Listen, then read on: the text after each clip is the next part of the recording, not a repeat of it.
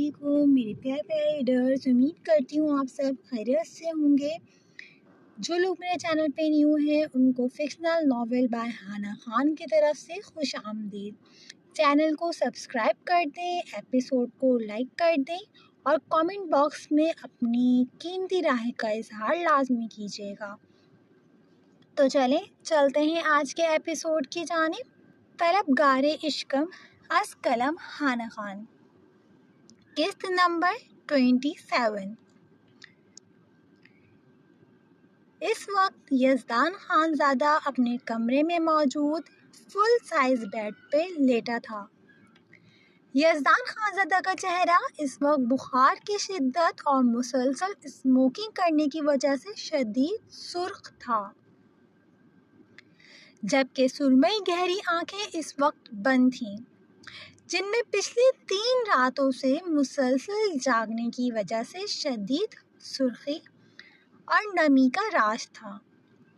ابھی بھی وہ اپنی سوچوں میں گم آئلہ کے بارے میں سوچ ہی رہا تھا کہ اچانک سے کمرے کے دروازے پر دستک ہوئی۔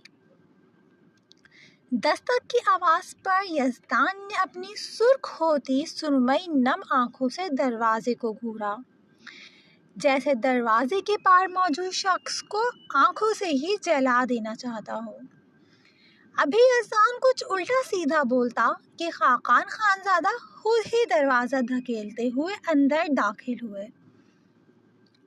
خاقان خانزادہ کو اپنے کمرے میں آتے دیکھ کر یزدان فوراً سے سیدھا ہو کر بیٹھا اور اپنی نم ہوتی سرخی مائل آنکھوں کو اپنی مضبوط انگلیوں سے مسلا، جیسے ان کی سرخی کو کم کرنے کی کوشش کی گئی ہو۔ داجی آپ یہاں، مجھے بلوا لیا ہوتا۔ یزدان نے اپنے بھاری ہوتے لہجے کو متوازن کیا۔ ہم نے سوچا کہ ہمارے پوتے نے تو ہمیں اپنا چہرہ نہ دکھانے کی قسم ہی کھا لی ہے، تو چلو ہم خود ہی جا کر مل لیتے ہیں سردار صاحب سے، بھلا ہم کیوں آپ کو تکلیف دیتے؟ خاقان خانزادہ نے طنزیہ لہجے میں کہتے ہوئے ایک نظر یزدان کے بکھرے کمرے کو دیکھا اور جا کر صوفے پر بیٹھ گئے۔ خاقان خانزادہ کو اپنے کمرے کے باریک بینی سے جائزہ لیتے دیکھ کر یزدان نے فوراً سے اپنے پاس پڑا کرتا زیب تن کیا، ورنہ وہ اس وقت صرف کالے رنگ کے سینڈو میں ملبوس تھا۔ کیا آپ ہمیں بتانا پسند کریں گے سردار صاحب کہ یہ کیا حالت بنا رکھی ہے آپ نے اپنے کمرے سمیت خود کی بھی؟ آپ بتانا پسند کریں گے کہ کون سا ایسا روگ لگ گیا ہے ہمارے ذمہ دار اور سمجھدار پوتے کو کہ اسے اپنا ہی کوئی ہوش نہیں رہا؟ اس بار خاقان خانزادہ کا لہجہ 2 ٹوک تھا۔ ایسا کچھ نہیں ہے داجی، آپ کو غلط فہمی ہوئی ہے۔ میں بالکل ٹھیک ہوں اور اپنی ہر ذمہ داری اچھے سے نبھا رہا ہوں، چاہے وہ گاؤں کی ہو یا آپ لوگوں کی۔ یزدان نے بھی اس بار اپنے لہجے کو متوازن کیا۔ اچھا، مگر ہم ان ذمہ داریوں کی تو بات ہی نہیں کر رہے۔ ہم چاہتے ہیں کہ بغیر کسی توقف کے تم مجھے ہر وہ بات بتاؤ جو ہماری نواسی اور تم سے جڑی ہے۔ یزدان اون خانزادہ، اس بار خاقان خانزادہ نے سختی سے کہا تھا۔ وہ یزدان خانزادہ کے چھپن چھپائی کے کھیل سے تھک چکے تھے، اور پھر اوپر سے آئلہ کا رویہ جو ان کے دل میں تیر کی طرح چبھتا تھا۔ خاقان خانزادہ کے سخت لہجے پر یزدان نے اپنی سرخ ہوتی آنکھیں سختی سے میچیں۔ اتنے دنوں سے وہ اس سچویشن سے بچنے کی ہی کوشش کر رہا تھا، مگر اب کیا؟ داجی اگر میں کہوں کہ میں کچھ بھی بتانا نہیں چاہتا تو؟ یزدان نے نرم اور دھیمے لہجے میں اس بار بھی خاقان خانزادہ کو جیسے ٹالنا چاہا، جس پر اس بار خاقان خانزادہ نے غصے سے یزدان کو گھورا۔ ان کے پوتے بھی ایک سے بڑھ کر ایک ڈھیٹ اور ضدی تھے۔ اتنا تو کبھی انہیں ان کے بیٹوں نے تگنی کا ناچ نہیں نچایا تھا جتنا ان لوگوں نے نچایا تھا۔ تو پھر یزدان خانزادہ، ہم بھول جائیں گے کہ تم سوات کے کئی گاؤں کے سردار ہو اور اس حویلی کے بڑے پوتے اور فیمس بزنس ٹائکون ہو۔ اس کے بعد ہماری لاٹھی ہوگی اور تمہاری کمر۔ جو ہم نے تمہارے بچپن میں نہیں کرا، تم اب وہ کرنے پر ہمیں مجبور کر رہے ہو۔ خاقان خانزادہ نے غصے میں ایک ایک لفظ پر زور دیتے ہوئے کہا، جس پر یزدان نے ایک نظر ان کی جانب دیکھا، پھر دھیمی آواز میں عائلہ اور اپنی پہلی ملاقات سے لے کر آخری ملاقات تک سب بتاتا چلے گیا، سوائے اس کے جو باتیں اسے شہروں سے پتہ چلی تھیں، جس پر جہاں خاقان خانزادہ کے چہرے پر پہلے حیرانگی کے تاثرات واضح ہوئے، وہیں اب تکلیف دہ تاثرات واضح تھے۔ تو تم نے یہ سب ہمیں پہلے کیوں نہیں بتایا یزدان؟ خاقان خانزادہ کے لہجے میں جیسے گہرے صدمے کی رمق تھی۔ کیسے بتاتا داجی آپ کو؟ آپ نے مجھے آپشن ہی کہاں دیا تھا، بلکہ حکم دیا تھا۔ ابھی ایک طرف میری محبت تھی تو دوسری طرف میری بہن تھی، مجھے دونوں میں سے کسی ایک کو چننا ہی تھا۔ یزدان نے شکستہ لہجے میں خاقان خانزادہ کو شکوہ کنہ نظروں سے دیکھا۔ تم ہمیں روک سکتے تھے یزدان، ہم تمہیں ضرور سنتے۔ خاقان خانزادہ کے لہجے میں پیشمانی تھی۔ چھوڑیں داجی، میں بس اسی لیے ہی آپ کو نہیں بتانا چاہتا تھا۔ ایسے کیسے چھوڑنے یزدان؟ ہم خود بات کرتے ہیں عائلہ بیٹی سے، ہم اسے سمجھائیں گے، وہ ہمارے کیے کی سزا تمہیں نہیں دے سکتی۔ نہیں داجی، آپ کسی سے کچھ نہیں کہیں گے، میں خود سے ہی دوبارہ ان کا بھروسہ جیتنے کی کوشش کروں گا۔ آپ پریشان نہ ہوں، میں ذرا فریش ہو کر آتا ہوں، پھر ساتھ ہی نیچے چلتے ہیں۔ یزدان اتنا کہتے ہی فریش ہونے کے لیے واش روم کی طرف بڑھ گیا تھا۔ خاقان خانزادہ نے پرسوچ نظروں سے واش روم کی طرف جاتے یزدان کی پشت کو دیکھا، پھر کچھ سوچتے ہوئے اپنی جیب سے موبائل نکالا اور کچھ دیر میں ہی ایک مخصوص نمبر نکالتے ہی اس پر کال کر ڈالی۔ دوسری طرف فوراً ہی کال ریسیو کر لی گئی۔ تھوڑی دیر کی خاموشی کے بعد خاقان خانزادہ نے ڈوک ٹوک لہجے میں اپنا حکم سنایا، ہمیں اگلے 2 دن کے اندر اندر تم خان حویلی میں چاہیے ہو، اور ہم کوئی بہانہ نہیں سنیں گے، باقی باتیں یہاں آ کر ہوں گی۔ خاقان خانزادہ کی بات پر دوسری طرف کچھ دیر کی خاموشی کے بعد حامی بھر لی گئی تھی، جس پر خاقان خانزادہ نے پرسکون سانس لے کر کال ڈسکنیکٹ کر دی۔ اب ان کے چہرے پہ پرسکون مسکراہٹ تھی۔ ہمارے ایک حکم سے ہمارے پوتے کے دل کی دنیا ویران ہوئی تھی، اب ہم ہی اس دنیا کو آباد کریں گے۔ شانزے اس وقت کچن میں کھڑی براؤنیز بیک کر رہی تھی کہ اچانک سے اپنے ارد گرد مخصوص خوشبو محسوس ہوئی۔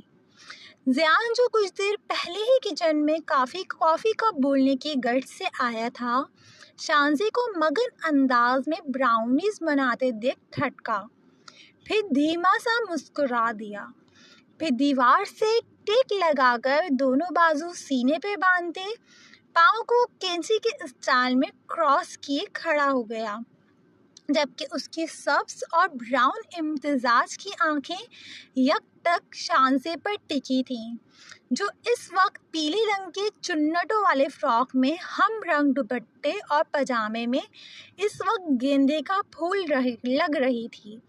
یزدان خود ہی اپنی سوچ پر مسکرا دیا۔ یہ زیان خانزادہ کی پرتپش نظروں کا ہی اثر تھا کہ اپنے کام میں مشغول شانزے اون خانزادہ نے بے ساختہ اس کی جانب دیکھا اور ایک پل کو جھیپ گئی۔ لیکن اگر شانزے خانزادہ بھی شرمانے لگے تو پھر اسے شانزے بھلا کون کہتا؟ یہ باضابطہ بات پکی ہونے اور ڈیٹ فکس ہونے کے بعد دونوں کی تنہا پہلی ملاقات تھی، ورنہ جیسے شانزے نے تو قسم کھائی تھی کہ زیان کو خود سے بات کرنے کا کوئی موقع ہی نہیں دینا تھا، تبھی تو وہ اکثر اب عبیرہ کے ساتھ پائی جاتی تھی، کیونکہ پری میڈم تو بے وفا نکلی تھی جو اپنی دیدہ کے آتے ہی شانزے کو بھول بیٹھی تھی۔ کیسی ہے میری لیڈی باس؟ زیان نے کچھ شریر سے لہجے میں شانزے کو چھیڑا، جس پر شانزے نے آنکھیں چھوٹی کر کے اسے گھورا۔ میں تو ٹھیک ہوں، مگر آپ کچھ ٹھیک نہیں لگ رہے مسٹر زیان۔ شانزے نے زیان کی بے خود نظروں پر چوٹ کی، جس پر زیان دلکشی سے مسکراتے ہوئے سر کو خم کیا، جیسے شانزے کو کہا ہو کہ آپ بالکل درست ہیں محترمہ، بندہ بڑا بے خود ہو چلا ہے۔ جبکہ دوسری طرف زیان کے انداز پر جہاں شانزے کا دل دھڑکا، وہیں اس نے فوراً سے مصنوعی سی آنکھیں گھمائی۔ وہ جانتی تھی اس بندے کو فری کرنے کا مطلب اپنے پیر پہ کلہاڑی مارنا تھا۔ وہ اسے اپنی باتوں سے ہی تمیز کے دائرے میں رہتے لال پیرا کرنے کا فن جانتا تھا۔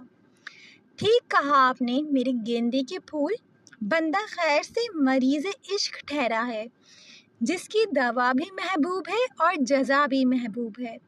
زیان نے اپنے نچلے ہونٹ کو اپنے دانتوں تلے دبایا۔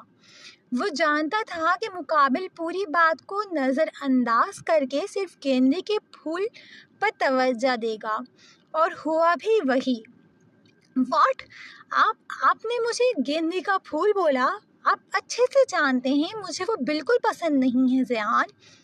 ہاں میں نے تو تعریف کی ہے میرے گیندے کے پھول۔ ایک بار پھر زیان نے شانزے کو اس ہی نام سے پکارا، جس پر شانزے کا بس نہ چلا کہ سامنے رکھا باؤل اٹھا کر زیان کے سر پہ دے مارے۔ زیان بھلا کوئی ایسی بھی تعریف کرتا ہے کیا؟ آپ کو تعریف کرنا بھی نہیں آتی؟ شانزے نے دانت پیستے ہوئے تعصب سے کہا، اور اپنا دھیان ایک بار پھر سے اپنی براؤنیز کی طرف کیا۔ وہ اچھے سے جانتی تھی کہ یہ بندہ جان بوجھ کر اسے زج کر رہا ہے، جو اس کا بچپن سے سب سے پسندیدہ مشغلہ تھا۔ بچپن میں بھی ہمیشہ اسے یہ بندہ ایسے ہی چڑھا کر آخرکار رلا دیتا تھا، اور پھر خود ہی گھنٹوں بیٹھ کر مناتا بھی تھا، کبھی چاکلیٹ دے کر تو کبھی آئس کریم دے کر۔ اب تو شانزے کو اس بندے کی اس عادت کی بھی عادت ہو گئی تھی۔ شانزے سر جھٹک کر دبا دبا سا مسکرا دی۔ تعریف تو میں اور بھی بہت طریقوں سے کر سکتا ہوں جانا، مگر ابھی نہ آپ وہ طریقہ افورڈ کر سکتے ہیں اور نہ ہی میں، اس لیے فی الحال آپ ابھی اسی پر اکتفا کریں۔ اور ہاں، بہت بہت مبارک ہو، آپ جلد ہمیشہ کے لیے میری ہونے والی ہیں میرے گیندے کے پھول۔ بہت ارمان ہیں، بہت باتیں ہیں، بہت سے شکوے ہیں جو میں آپ سے کرنے کا خواہاں ہوں۔ شانزے جو اپنے کام میں دوبارہ سے مشغول ہو چکی تھی، اپنے کان کے بالکل پاس پڑتی زیان کی سانسوں کی تپش اور کان میں گھلتی اس کی مسرور سی گمبھیر آواز میں کہے گئے ذو معنی الفاظوں کے ساتھ ساتھ اس کی خواہشات پر شانزے کا وجود ایک پل کے لیے لرزا، جبکہ اس کا دل بے ساختہ زور سے دھڑکا اور چہرے پہ گلال سا بکھرا۔ شانزے کی نسبت زیان جو اپنی ذو معنی بات پر شانزے کے چہرے پر بکھرتے گلال اور دل کی حالت سے یکسر انجان تھا، تھوڑا سا آگے کو جھکا اور سامنے رکھی ٹرے سے براؤنی اٹھائی، اور دلکشی سے مسکراتا ہوا ابھی وہاں سے نکلتا کہ بے ساختہ رکا، اور پیچھے مڑے بغیر اپنی بھاری اور گمبھیر خوبصورت آواز میں ایک شعر گنگنایا، اور پھر بغیر ایک نظر شانزے کی جانب دیکھے وہاں سے نکلتا چلا گیا۔ تیرے حسن کی کیا تعریف کروں، الفاظ نہیں ملتے، بس اتنا کہہ دوں تجھے دیکھ کر دل سکون پاتا ہے۔ اگر اس وقت برخنا بیگم اپنی خاموش طبیعت اور سلجھے ہوئے بیٹے کے شاعرانہ انداز اور باتیں سن لیتی تو یقیناً انہیں گہرا صدمہ پہنچنا تھا۔ زیان کے جاتے جاتے بھی اس طرح شاعری میں خود کی تعریف کرنا شانزے کے دل کو بھایا، جس پر شانزے شرمیلا سا مسکرا دی اور پھر کانچ کے گلاس میں پانی انڈیل کر فوراً سے اپنے خشک ہوتے ہونٹوں سے لگایا۔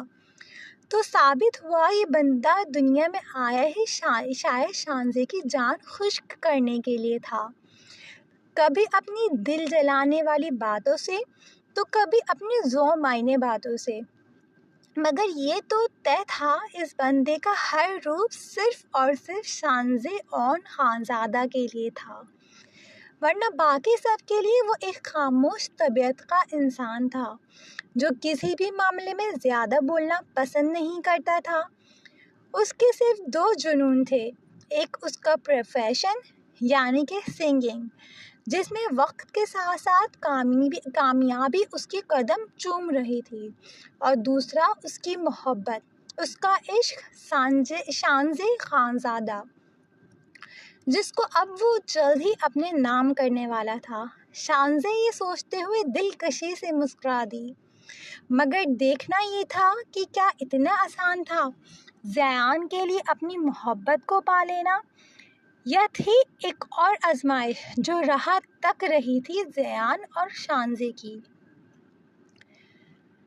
عبیرہ جو نرگس اماں کے لیے جوس کا گلاس لے کر اپنے کمرے کی طرف بڑھ رہی تھی کہ اچانک سے اس کی ٹکر سامنے سے آتی برخنا بیگم سے ہوئی، جس کے باعث عبیرہ کے ہاتھ میں موجود جوس کا گلاس بری طرح چھلکا اور برخنا بیگم کے صاف جوڑے کو داغدار کر گیا۔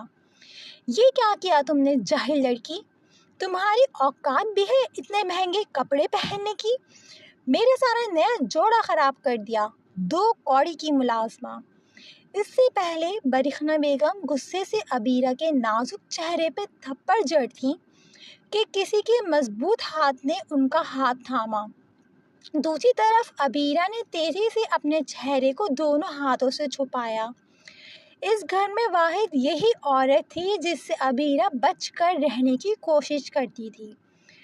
جب کچھ دیر گزری اور اپنے چہرے پر اسے کچھ محسوس نہ ہوا تو ایک انگلی نیچے کر اس نے ایک آنکھ سے سامنے کی جانب دیکھا، مگر اپنے سامنے ایک لمبے چوڑے وجود کی پشت کو چٹان کی طرح کھڑے دیکھ کر بے ساختہ عبیرہ نے ایک پرسکون سانس لیا۔ یہ کیا کر رہی تھیں آپ چچی جان؟ اپنے کانوں میں پڑتے اس خوخار شیر کی آواز پر بے ساختہ عبیرہ نے تھوڑا سا آگے ہو کر اس کے چہرے کو دیکھنا چاہا، جس پر اس وقت چٹانوں جیسی سختی تھی، جبکہ سرمئی اور براؤن امتزاج کی آنکھیں اس وقت غصے سے شدید سرخ تھیں، جبکہ چہرے پہ ناگواری کے تاثرات واضح تھے۔ تم اس طرح میرا ہاتھ کیسے پکڑ سکتے ہو دائس؟ بڑے چھوٹے کی تمیز بھول چکے ہو کیا؟ اور اس 2 کوڑی کی لڑکی کی وجہ سے مجھ سے کس طرح سے سوال کر رہے ہو؟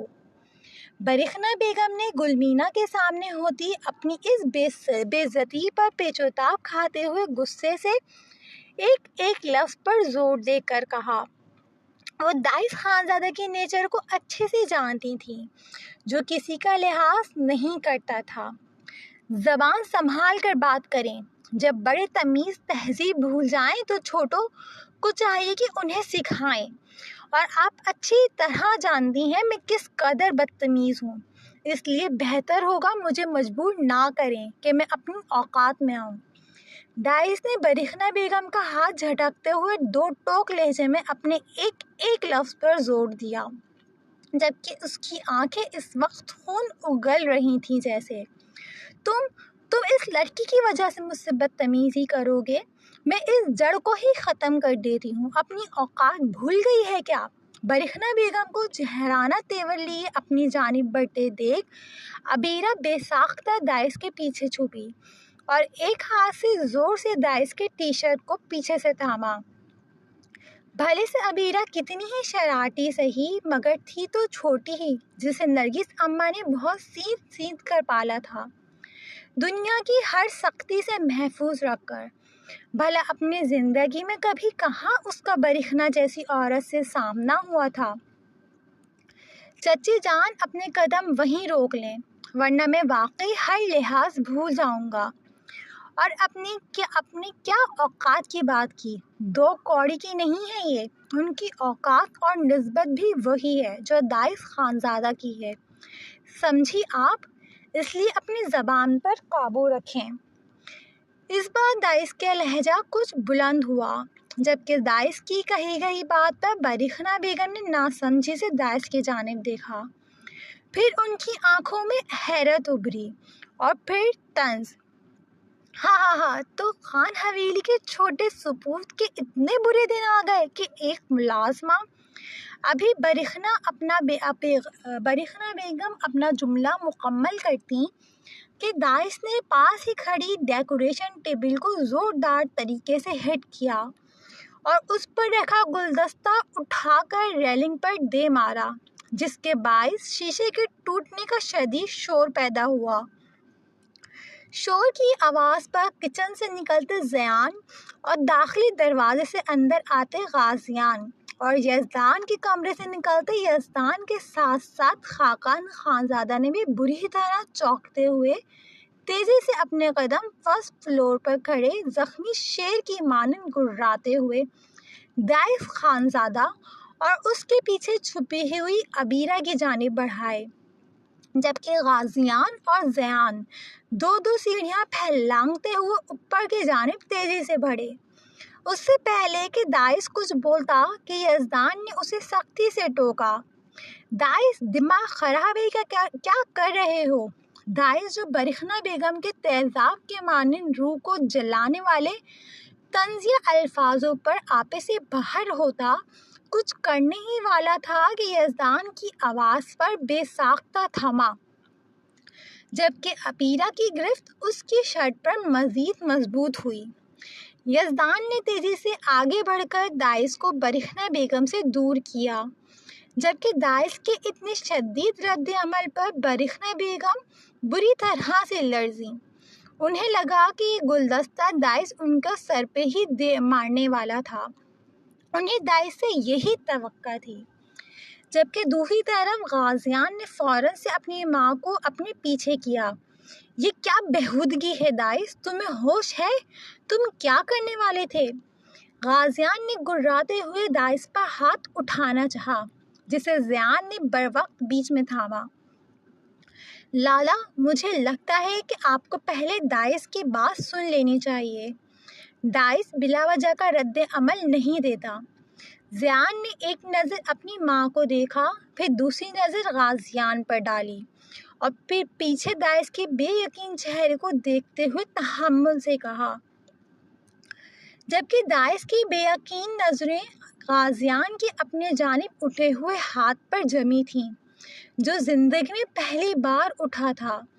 دائس نے اپنی بے یقین نم آنکھوں کو سختی سے مینچا، پھر غازیان خانزادہ کی سبز آنکھوں میں اپنی سرخ ہوتی سرمئی اور براؤن امتزاج کی آنکھیں سختی سے گاڑیں اور اپنے سینے پر اپنی شہادت کی انگلی ٹھوک کر سختی سے ایک ایک لفظ چبا کر گویا ہوا، انہیں آپ اپنی زبان میں سمجھا دیں کہ میں غازیان، زیان یا یزدان نہیں ہوں جو ان کے زہر کی مانند الفاظوں اور طنزیہ لہجوں کو برداشت کر جاؤں۔ میں دائس ہوں، دائس خانزادہ، جو ان کی ہستی ہلا دینے کی طاقت رکھتا ہے۔ جس طرح مجھے شانزے اور پریوش عزیز ہیں، ویسے ہی مجھے آئلہ اور ابیرہ بھی عزیز ہیں۔ میں کسی کے کردار پر آپ کی سو کالڈ مورے یا اس دنیا میں کسی بھی شخص کا ایک لفظ بھی برداشت نہیں کروں گا۔ دائس کی بات پر سب نے سختی سے اپنے لب بیچے، وہ سمجھ چکے تھے دائس کے اس قدر شدید رد عمل کی وجہ، اور پھر اس کے پیچھے چھپی خوف سے کانپتی ابیرہ نے بھی ان کی سوچ پر سچ کی مہر لگا دی تھی۔ جبکہ برہنہ بیگم نے ابیرہ کے نام پر سختے کی کیفیت میں دائس کی جانب دیکھا، جس پر دائس طنزیہ سا مسکرا دیا۔ ارے چچی جان، آپ کا رنگ اچانک سے اتنا پھیکا کیوں پڑ گیا، جیسے آپ نے کوئی بھوت دیکھ لیا ہو؟ اور تم ویسے تو میرے سامنے زبان کینچی کی طرح چلتی ہے، شیرنی کی طرح گرراتی ہو، اور اب بھیگی بلی بنے میرے پیچھے چھپی ہوئی ہو۔ دائس نے برخنا بیگم کو طنزیہ لہجے میں ٹوکتے ہوئے اپنے پیچھے چھپی بلکہ تقریباً خود میں گھستی ہوئی عبیرہ کو بازو سے تھام کر اپنے سامنے کیا، جو اس وقت واقعی ہی خوف سے بری طرح کانپ رہی تھی۔ پہلے برخنا بیگم اور پھر دائس کے غصے سے گرانے پر وہ صحیح معنوں میں بری طرح ڈری تھی۔ دائس کا خود کے پیچھے سے عبیرہ کو نکالنے کی دیر تھی کہ ایک کے بعد ایک آنسو عبیرہ کی سبز اور سرمئی امتزاج کی آنکھوں سے بہنا شروع ہو گئے، جبکہ اس کا پورا وجود پوری طرح کانپ رہا تھا۔ اب کیوں رو رہی ہو؟ عجیب ہو یار تم بھی۔ اچھا چھوڑو، مجھے پہلے میری بات مکمل کرنے دو، پھر تم تسلی سے رو سکتی ہو، کوئی تمہیں ڈسٹرب نہیں کرے گا۔ دائس کی بات پر جہاں اتنے سیریس ماحول میں زیان، یزدان اور غازیان نے اپنی مسکراہٹ ضبط کی، وہیں خاقان خانزادہ نے تعصب سے سر جھٹکا، جبکہ عبیرہ اپنا رونا بھولے منہ کھول کر دائس کی جانب دیکھنے لگی، جس کے لیے اس کے رونے سے زیادہ اہم اپنی بات مکمل کرنا تھا۔ فائنلی عبیرہ کے آنسو رکتے دیکھ دائس نے اس کا رخ برخنا بیگم کی جانب کیا۔ ہاں تمہیں کہا تھا ہاں یاد آیا۔ تو جیسا کہ چچی آپ نے کہا کہ لڑکی ایک 2 کوڑی کی ملازمہ ہے جس نے آپ جیسے مہنگے کپڑے بھی نہیں دیکھے ہوں گے، تو چلو میں آپ کو ملواتا ہوں اس لڑکی کی اصل پہچان سے۔ تو ملیے ان سے، یعنی کہ عبیرہ حماد خانزادہ سے، جس کی اوقات اس حویلی میں اتنی ہی ہے جتنی آپ کے سامنے کھڑے اس حویلی کے چاروں سپوت کی، بلکہ ہم سے بھی کئی زیادہ، کیونکہ یہ ہے حماد خاقان خانزادہ کی اکلوتی وارث۔ امید ہے کہ اب آپ کو ان کی اوقات معلوم ہو گئی ہوگی۔ اور ہاں ایک اور بات، جو ملازم یا ملازہ ہمارے لیے کام کرتے ہیں وہ ہمارے زرخیز غلام نہیں ہیں، سمجھی؟ آپ اپنی محنت کا کماتے ہیں اور محنت کا حلال اور اپنے حصے کا کھاتے ہیں۔ جتنی عزت اور وقار آپ کا ہے اتنا ہی ان کا ہے۔ آئندہ کسی پر بھی ہاتھ اٹھانے سے پہلے 100 بار سوچیے گا۔ دائس خانزادہ نے ایک لفظ پر زور دیتے ہوئے ایک جتاتی پرشکوہ کنہ نظر غازیان خانزادہ پر ڈالی اور بے اختیار عبیرہ کا ہاتھ تھامے اس کے کمرے کی جانب بڑھ گیا، جس پر یزدان اور زیان نے امپریس ہوتے ہوئے اپنے لاڈلے کو دیکھا، جبکہ خاقان خانزادہ بھی سر جھٹک کر نیچے کی جانب بڑھ گئے، مگر جاتے جاتے برخنا بیگم کو گھورنا ہرگز نہ بھولے۔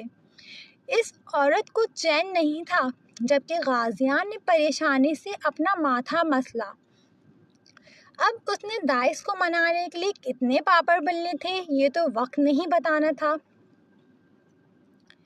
سو کرنا بند کرو گی؟ اب تو میرے کان پک چکے ہیں۔ اس وقت دائس بے ترتیب سا صوفے پر بیٹھا تھا، جبکہ عبیرہ مسلسل سو کر کے اپنے آنسو بہا رہی تھی، جبکہ عبیرہ کی ایک طرف شانزے اور دوسری طرف آئلہ بیٹھی تھی، اور پری میڈم بھی عبیرہ کو رونے میں کمپنی دے رہی تھی۔ پری گڑیا تم تو چپ کرو، کہاں پھنس گیا ہوں میں، اے خدا! عبیرہ کے ساتھ ساتھ اب پریش کو بھی روتے دیکھ کر دائس نے جھنجھلاتے ہوئے کہا۔ وہ خود چھوٹا تھا، اپنے تینوں لالا کا لاڈلا، اب اس سے لاڈ اٹھانے کے لیے ایک اور محترمہ کا اضافہ ہو گیا تھا جیسے۔ میں خود تھوڑی رو رہی ہوں لالا، وہ تو مجھے عبیرہ دیدہ کو دیکھ کر رونا آ رہا ہے، میں کیا کروں؟